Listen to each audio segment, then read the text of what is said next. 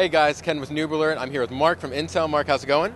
Doing great. Thanks for coming by, guys. Nice. Now, this is the first day of PAX. It looks like everything's kind of calm right now. Things are about to blow up. How excited are you?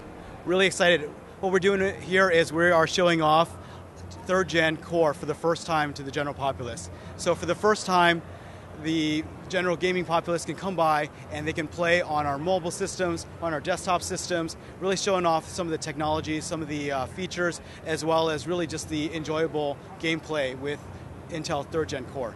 Nice. Now, one of the things that we got to do, and you kind of trolled us a little bit. You got us on Super Street Fighter 4 AE, and you were like, how's the experience? And we were like, oh, it's silky smooth. It's exactly what we would expect from a home console. And then you were like, oh, well, look at this computer that's powering it. We thought it was a huge gaming rig, and it's actually this really small little box. I mean, that's amazing that you can get this kind of performance in your CPU because there's no graphics card, right? Exactly. So what we're showcasing off here, and sorry for the a little bit of deceiving, but we had this covered up earlier, and we had people playing Street Fighter and having a great time, getting a nice arcade-like experience. And I unveiled it, showing off a extremely tiny PC in there with no discrete graphics card. We're playing straight off of the Intel integrated graphics, right off of the CPU, and you're able to play mainstream games such as Street Fighter, as you can see here, but also other titles from other top publishers as well. Sure. So you're actually able to do a lot more now with your CPU from a visual standpoint, both on just entertainment as well as content creation, sure, and just pretty much just a lot of, quote unquote, it's bringing a lot of fun back to the PC.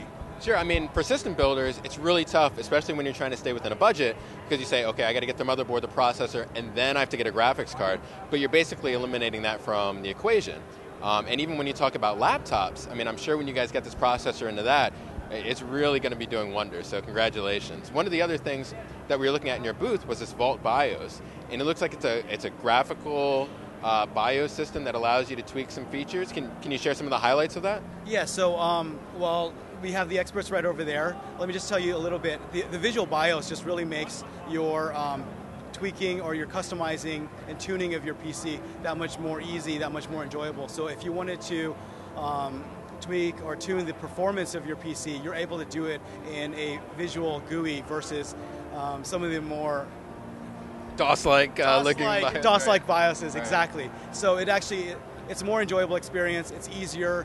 You're able to do all the stuff that you were able to do before, but now it's easier to get into. It's easier for people to just start working with it. But again, all the same features that you've had before and more are still available, and it's just in a more attractive package. And those are going to be featured probably on like the Extreme motherboards from Intel, is that right? Correct. So most of the Extreme Series motherboards should have that BIOS coming out with the 7 Series boards.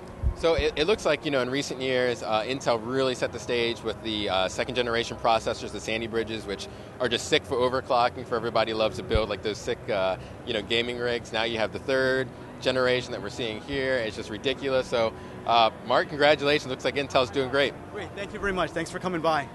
Hope you have a great show. Thanks. Thanks.